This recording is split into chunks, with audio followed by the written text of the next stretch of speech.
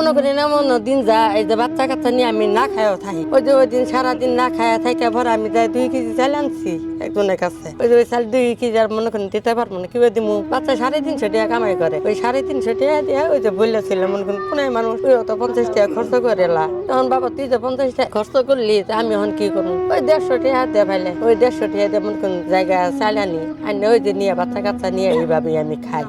বিসমিল্লাহির রহমানির রহিম। সুস্থ দেহ সুন্দর মন সুশিক্ষায় জাতির উন্নয়নের স্লোগানকে সামনে রেখে শিক্ষা সেবায় প্রায় 1 যুগের অধিক সময় থেকে নিরলসভাবে কাজ করে যাচ্ছে স্বেচ্ছাসেবী সংগঠন ডবস।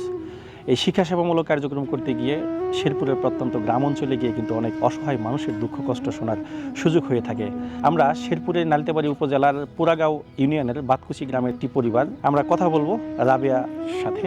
এই যে জরাজীর্ণ পরিবেশে এই কতদিন থেকে আপনি এইভাবে থাকেন? প্রায় মনে করেন 20-30 বছর ধরে আমি এইভাবে থাকি। তাহলে এই ঘরটা কি আপনি মেরামত করতে পারেন নাই? মেরামত কি দিয়ে করবো?